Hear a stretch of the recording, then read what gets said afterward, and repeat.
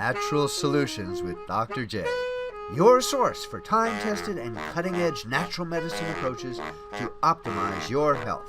With your host, Dr. J. Sordian. This is Natural Solutions with Dr. J, and I'm very excited to have Dr. Danielle Dupre here today with me. And Dr. Danielle she was born and raised in Switzerland. She started her studies in psychology and nutrition in Paris and traveled through Europe, the Middle East, and parts of Asia before coming to the United States in 1979. And I also realized, now you've been in Nepal also? Yes, that's why I have a funny accent, because I learn English in India. So I have the French from Switzerland, and I learn English in India that have a half Indian baked accent. So where were you in India? I traveled from London to Kathmandu on an overland with a Bedford truck.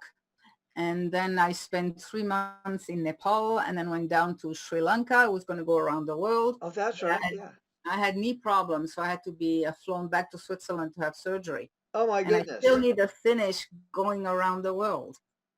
Oh, that's so interesting, because you were there in 1979? 77. I came to the U.S. in 79, and I traveled there before. So we might have been there at the same time. Why didn't you say hi? Maybe I did. Who knows? Did you enjoy the pastries there? I was traveling from Japan in 1977 through 70. Well, maybe it's 76 to 70, up to 78, 77, 76, 77. I was there. From Japan, I stopped in a lot of different places. I was in India. I was in Sri Lanka. I got a cut on my foot on coral, and then it infected, and eventually I was in Kathmandu the second time. And I was there, and it was swelling up. Maybe I told that story before. I think I did. No, you didn't, but the coral reminds me, my thighs were all cut up with coral, but I did not get infected. Oh, you're lucky. Yeah, it was terrible. That's another story for another time. But anyway, so ultimately you then moved to the United States in 1979. Yep. And so you lived and worked in a lot of places, and you have 2 doctorates, and you were a professor of traditional and quantum naturopathy. Quantum naturopathy. Fantastic. And then you moved to Colorado not long ago. That's right. And you have is it 7 or 8? Is it daughters? 7. No, I have 6 daughters and a son, so that makes 7 children. I see.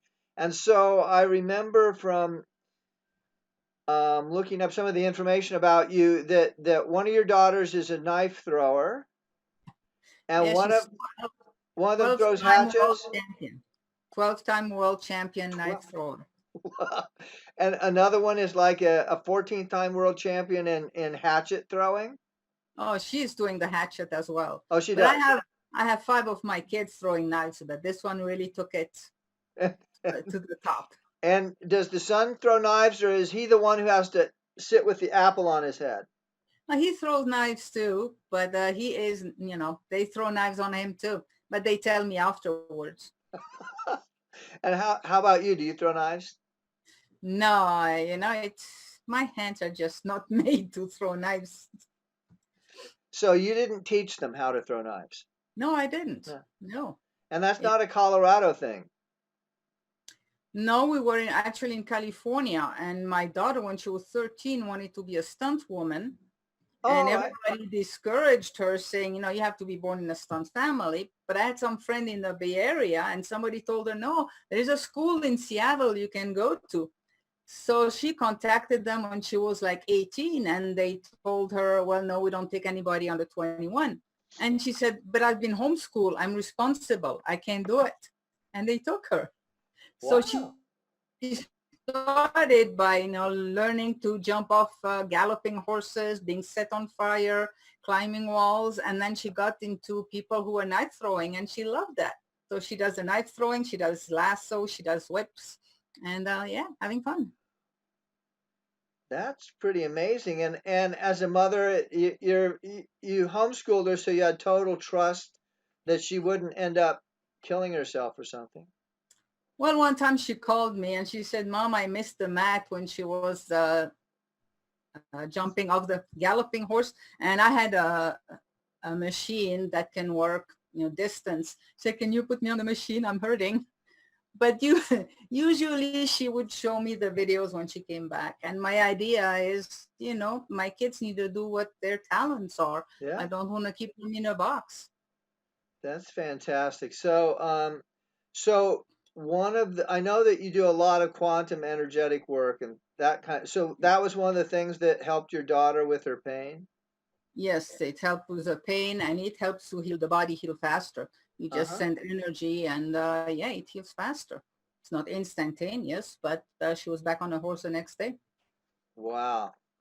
That's great. Yeah, I know that I one of my good friends here in the Bay Area, his son, like he coached football, and one of his sons was having knee problems, and he had recently said that the acupuncture that I gave every week really made it possible for his son to continue playing, and then eventually he had to get some knee surgery too, but he was able to Yeah. finish out the season. And so that energetic work and working with the electromagnetic fields of the body is a very powerful Oh, way absolutely. to do things. So that's one of the things you do. Could you talk a little bit about that, or what would you like to talk about as far as the healing processes that you are most excited about? Well, I like to go deeper. When I was living in California, I worked with medical doctors. So they took care of the body and the symptoms, and then they sent me their patients so I could find out why they had the problem. Because I like to go deeper. I think the body is oftentimes showing us what trauma we've had that are not resolved. So let's look at that, and then we find a solution. When you do interactive guided imagery, the idea is that your client knows why they have it, knows where it came from, and especially what to do about it. And my job is just to pull that information from the subconscious to the conscious mind. So So you that's call you called it interactive what? guided imagery. Oh, all right, that's right. I remember we had that conversation before.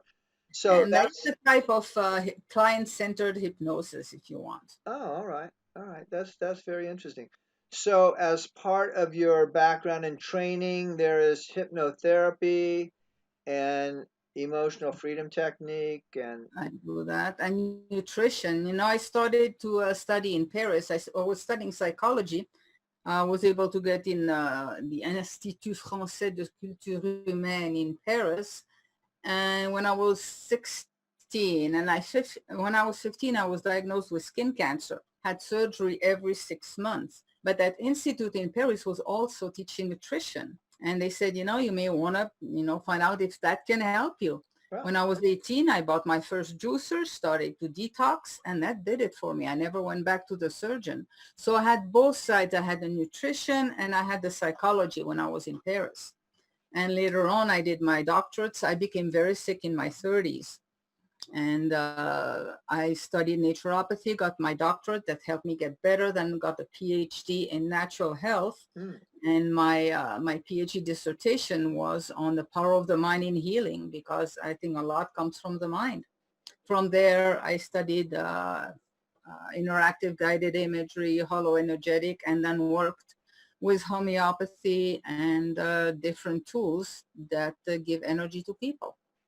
very interesting. I know that I've studied homeopathy a lot with a lot of different practitioners, and one of the interesting phrases that I like to describe to patients and clients is that when you're healthy, there's nothing. I mean, that's what Jeremy Shear said. It's like nothing because you move and it's just you're moving. There's no restriction, there's no pain, there's nothing else. And so health is nothing. And it sounds kind of Ah, strange to say that.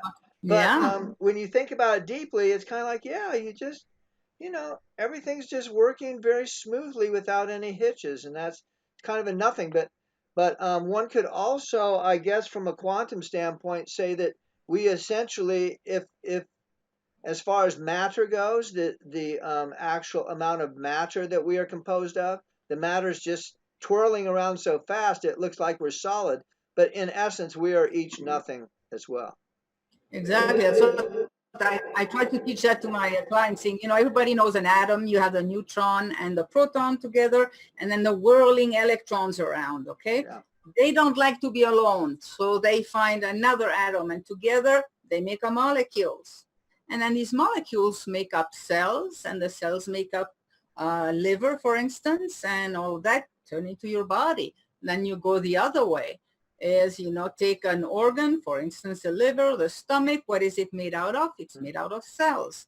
What are the cells made out of? Molecules. What are the molecules made out of? Atoms. What do atoms do? They twirl. So the only thing you are is a bunch of twirling energy. And when you have problems, there is disruption in that energy system. Mm-hmm. So my role is with one therapy or another to remove that disruption in the system. So you start out by asking the clients questions with the interactive guided. I don't start them with that because that goes pretty deep. The first time we have a conversation, many people come, I'm thinking of a client, he came because his nose was hurting. He couldn't breathe well. And then I say, a lot of time when we have physical problem, it's because of a trauma or a stress we had. He said, oh yeah, I lost custody of my son. And from then on, I could not breathe. Interesting. So usually, you attract the people that you can help also. So usually people are willing to go deeper into the reason or the why. So with that example, he said, yeah, he lost custody of his son. And so did it instantaneously, change? Well, then we use the freedom technique or the tapping techniques to help him with the loss of his child. What was he feeling? Grief, sadness, anger. So we did the tapping techniques on all those different things. But when we started the first session, we just were doing the tapping techniques on, I can't breathe. My breathing is restricted. And, that causes me problem. We just work on the physical. And then when I asked that, all of a sudden it opened up a whole new realm of why that came from, because the tapping technique worked well once you get to the root cause of the problem. What initiated that, not breathing? And then, he was able to breathe better. So sometimes you got, little nuggets from the universe on top of it. So yeah, that's very interesting. So there was an event or a series of events that together created an impact on him. And so do you think that it created an emotional event? And so when you were doing the EFT at first, you started more on the physical symptoms, and then you discovered more the emotional side of it.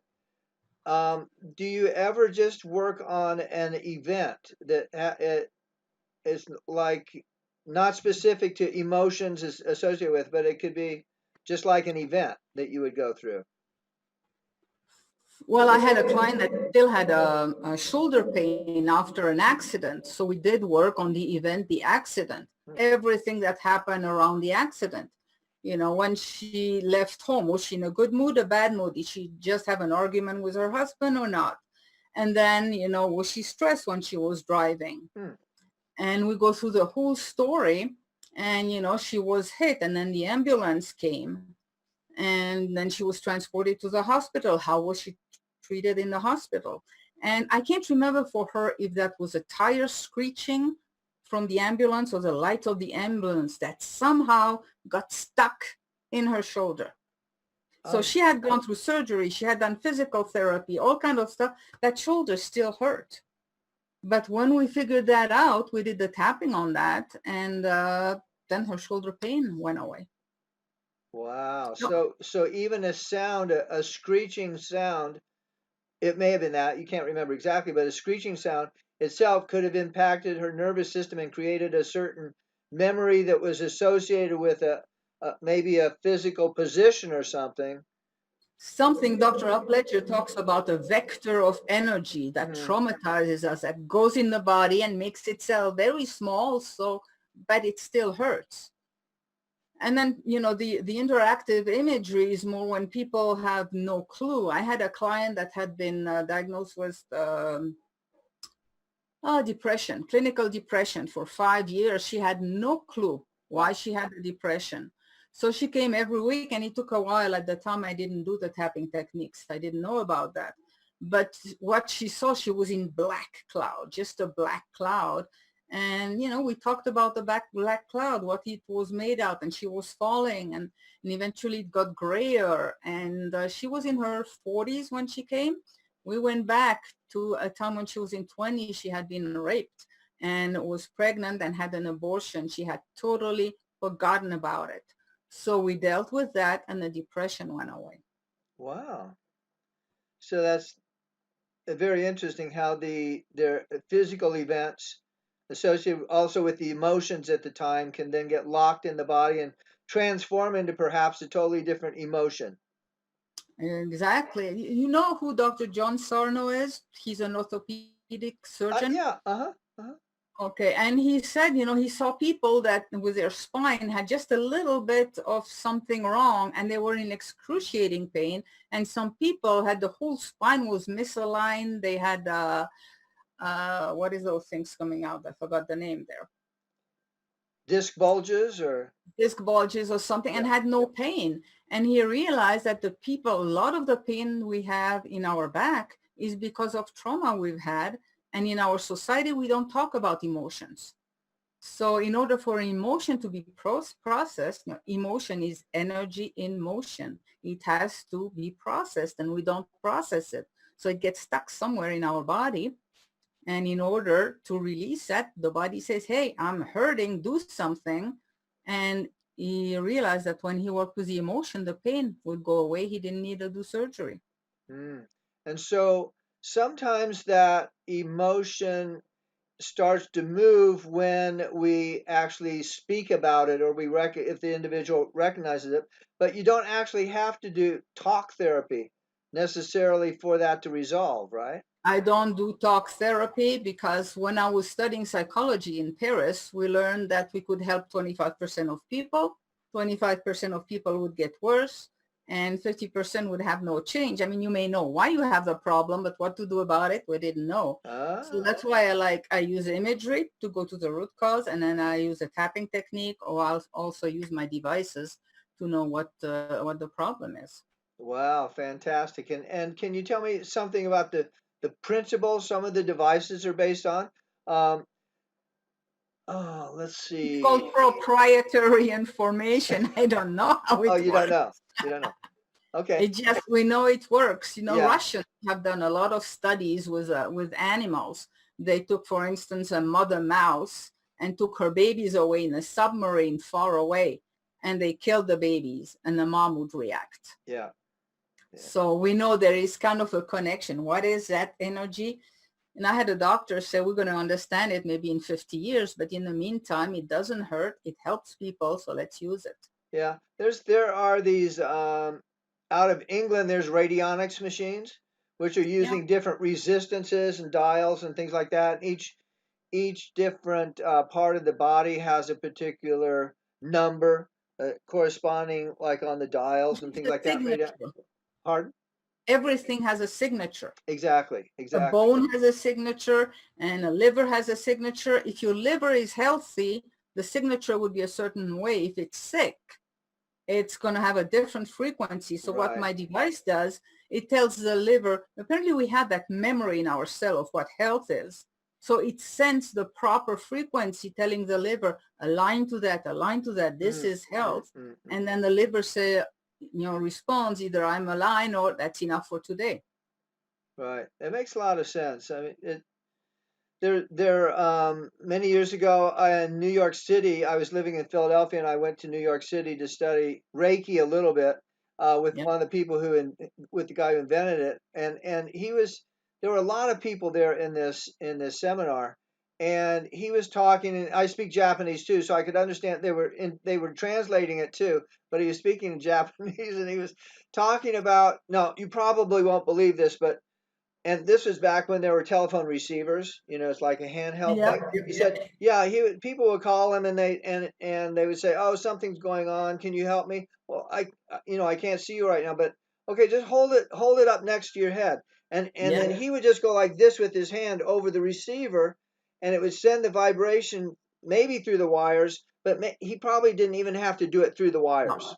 no, you don't. And so we're all going, wow, that's pretty impressive. That's so interesting. But action at a distance is a very interesting principle that perhaps individuals who are listening and aren't used to this kind of conversation would understand how, like, maternal instinct Yeah, is another one of those types of things that, or paternal even. You go, yeah. oh, something's There- going on. I better call somebody, and we have those kind of intuitive actions that we take. Someone will go, I think I should call so and so, and Yeah, then they say, I was just thinking of you at this moment, yes, right? exactly. Yeah. Or you go somewhere and you can feel the energy. You can feel people are happy or people are fearful. I mean, I'm pretty sensitive to that. Uh-huh. And so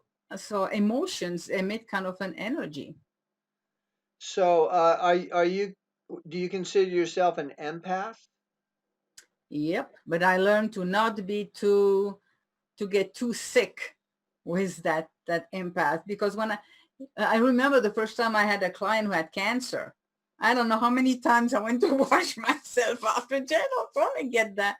Or the way when I started my practice, I would get the pain that my clients had, Mm. and I would have to solve the pain in me in order to help them. And it got to be a little too painful. Oh yeah, that makes a lot of sense. Wow. Yeah, I So know that in some of the acupuncture school trainings and stuff, also people would say, yeah, well, just pay attention to what's going on inside yourself because it may be a clue of what's going on with the other yeah, person as well. So it's something of that nature. I um I do not consider myself a sensitive or an empath, but I have a number of those individuals who are in my life, and so yeah, I can see how it could be difficult. You have to figure out ways to. I know there's different kinds of ways to image and create like a energetic light bubble around yourself, which I've suggested to patients of mine before when they're at work or something and there's some other toxic individual who just like sucks all they're no, like energy vampires. And so I say, well, exactly. Yep. try this or try that, and sometimes that's helpful as well. Yeah, exactly. But you know, being an empath like that is makes it easier when you have a baby that's crying, because you can feel what's going on in your body. Or when you're working with animals, if you Mm. can, not be in pain for days, but I just like to have an inkling of what that animal is feeling. That will help me to get the solution too. Wow. So, other than human animals, you also work with other animals? Well, I use the tapping techniques and my device on dogs, cats, and horses. We had a horse. My daughter was going on a horse, and he threw everybody. So she got thrown off, and apparently the horse had been abused. Uh, So I worked with the new owner, huh. and I was doing the tapping on the horse. And eventually she was able to mount the horse, tapping everywhere where she, put the boot, never reacted again. That's So you interesting. know that the tapping is not a placebo. It works on animals. Yeah, that's true. That's true. It's also, I mean, acupuncture works on animals too, and it's one of the ways that we argue with people saying, well, it's not placebo. If it works on an animal, is it placebo? Yeah. Ask the question, and if they say no, well, it works on animals, so it can't be totally placebo. There was many years ago at an herbal conference that I went to. One of the people brought an article from the Journal of the American Medical Association, and JAMA is considered to be very, very high level, like you can believe Yeah. what they say. And this article was from the 50s, and it was about placebo effect in medicine. That's what I did my PhD on. Oh, interesting. The So placebo effect and multiple personalities. that's an interesting combination. Yeah.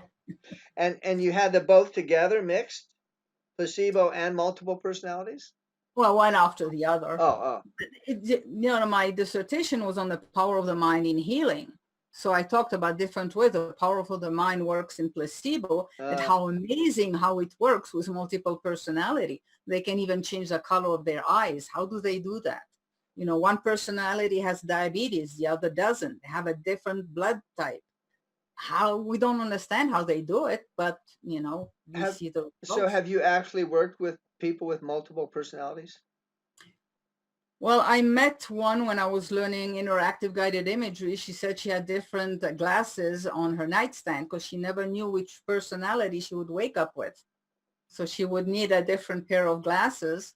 And then one time I had a client who in the middle of a session went back when she was a little child and started to talk like a 5-year-old.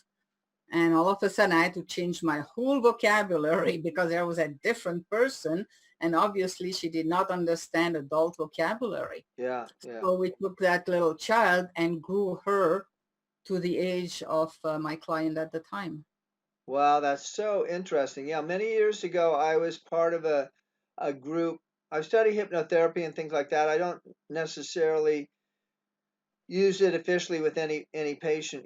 Sometimes I would have hypnotherapy relaxation tapes or some other theme going while people had the needles in because I felt like it helped them get a little deeper. And I was in this group. It was an APART group, which is the American Past Life Research Therapy Group.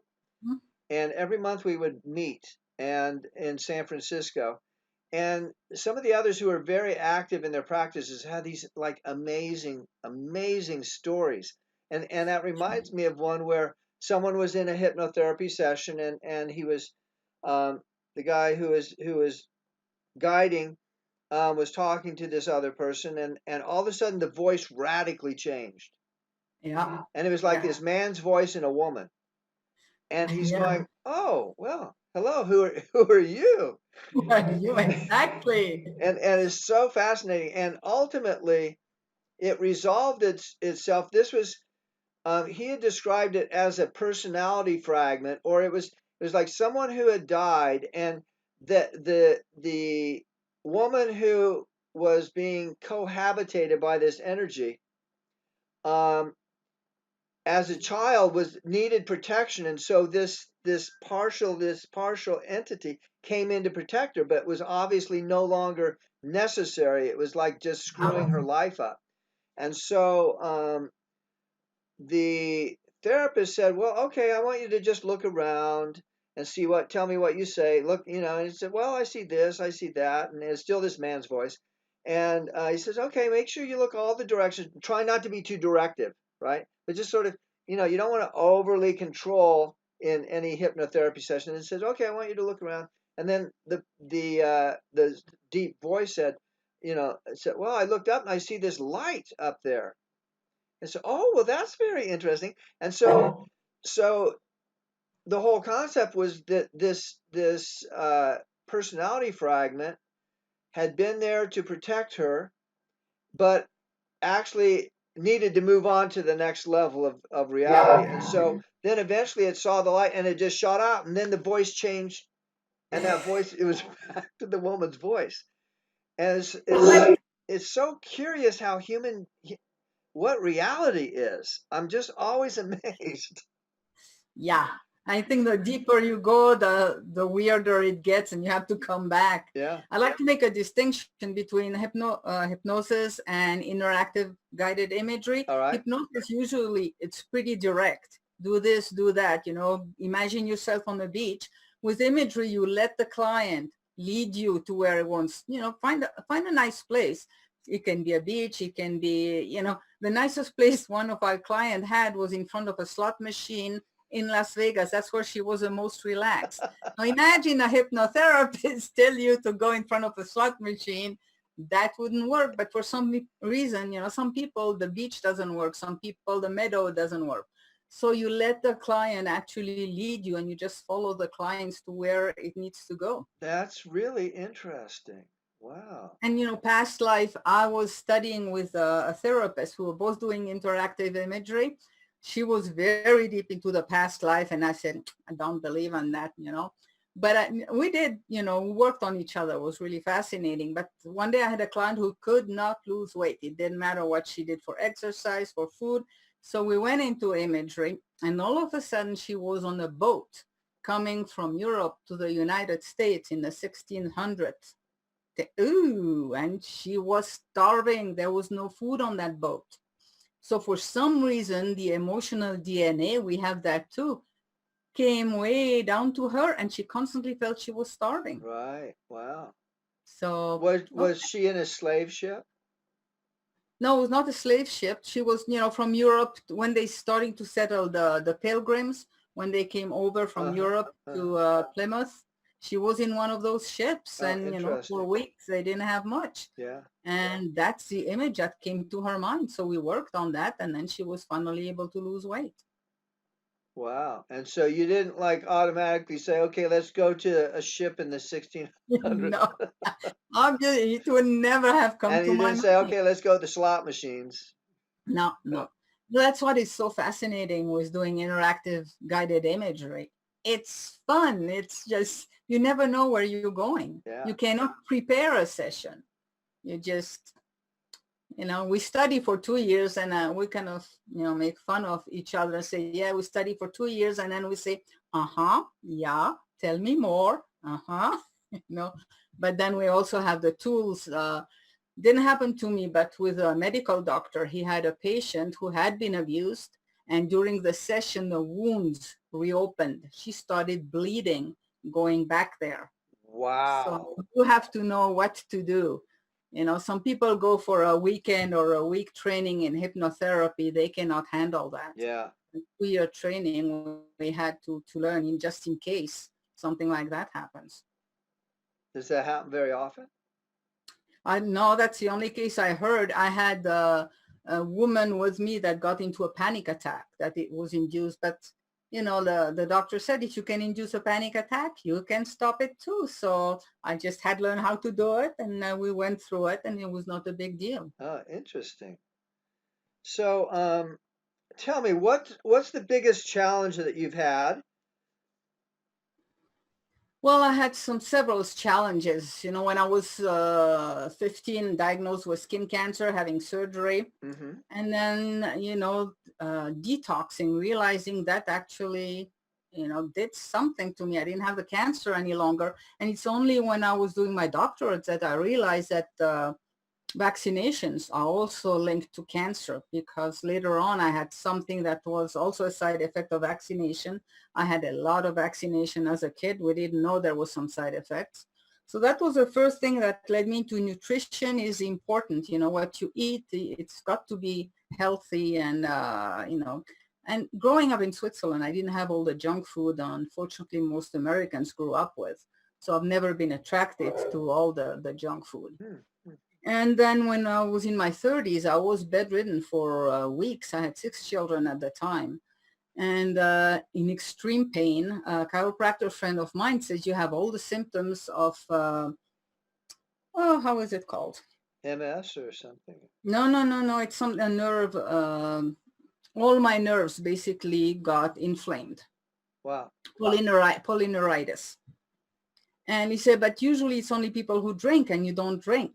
Never had alcohol, but later on I learned that was also part of the vaccination side effects. And also I was in an abusive situation, and my whole body was telling me, get out of there, but I didn't realize it. So it took me a long time. That's why I went into the power of the mind, because that's finally with my mind. When you're in an abusive situation, you can eat all the health food you want and detox. That's not going to do much for the mind. So you also have to work with that aspect. So changing the environment's a very important part of some processes. Absolutely. Yeah. So eventually, when I learned the tapping techniques, that gave me the courage to divorce. I didn't realize it was going to be a process that lasted 16 years. And then I had false accusation made against me. Anyway, I was arrested and thrown in jail for 6 months in maximum security. Was that related to the divorce? Yeah, because my teenager, the father was a pedophile and he abused the children. Oh my God. And the judge put the children with him. So they ran away a couple of times. They were teenagers when they ran away the second time. And because I did not force them to go back to their father, I was accused of having kidnapped my children and was thrown in jail. So I learned a lot about myself in jail. I learned to trust myself. And I thought, maybe God put me there so I could, help these inmates. But they didn't want to be helped. They were giving tricks to each other about not how to get caught the next time because they kept going through jail. And I realized I was the only one had never been in jail. And they had never met anybody who had not been in jail. It was their life. My first cellmate, she was put out in the street as a prostitute at 11 years old. Wow. And on drugs. Was this county jail or? That was in Las Vegas. Yeah, it was county jail, and then I was transferred back to California. But these people have never seen anything else. Her father and her uncle were in prison. The fathers of her 3 children, 3 different fathers, were all in prison. They had no clue what another life was like. Wow. So there's a lot of work to be done to help people that are, have gone through jail. Mm-hmm. So anyway, it did a lot to my mind. I was diagnosed with complex PTSD and I had to find solutions, and I did. So now I can help other people. So nutrition, power of the mind, the emotion, and recover from trauma. Wow. So you'd say your gift to the world, there's like 5 keys that are part of your gift to the world? Yeah, I have my 5 keys to health and wellness and excellence. The first key is you have to take care of your physical body. It's a vehicle that takes you from conception to death. So take care of it with nutrition, with exercise, with sunshine, rest, relaxation, and nature. A lot of people are nature deprived, so we need that. Now, key number 2 is about take care of emotions. Mastering your emotion, remove the disempowering ones. Key number 3 is about learning to focus your conscious mind. You make decisions with your conscious mind. You have to be able to look at facts and not let all the emotions come around and decide for you. So you master your conscious mind. Key number 4 is the interactive imagery, going deeper to find where it comes from. It's in your subconscious mind. Why is it there? What do you need to release? And then the 5th key is about energy. I call it love, life, and miracle. It's that field that we're just starting, to look into, that is kind of weird because your matter really doesn't exist. So who are you? And I had one of my teachers says, when you decide to go to the restaurant, does the restaurant exist before you decide you go to that restaurant? Does it exist after you come back?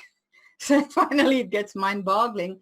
But learning to work with the field or with your heart, feeling the heart energy is very helpful in your life too. So when we talk about the chakras, yeah. So is the heart chakra actually right there in the heart? Is like right there, is it a little higher, a little lower, or can it shift around?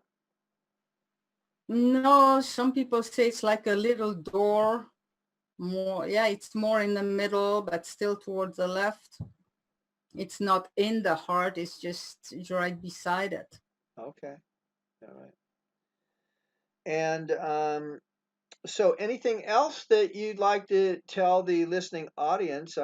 This has been so fulfilling and so interesting and engaging for me, and I'm sure everyone else is just like blown away with everything that you've been able to share, and your incredible background and your wisdom and the suggestions that you have for them. So what else would you like to tell people as like a secret, maybe? Another secret, never give up. Unless you're 6 foot underground. It's 2 things though. Never give up. You look for the solution.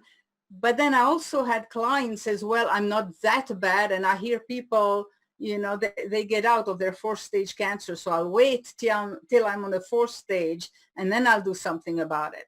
So the idea, never give up, do something like right now, whatever you are.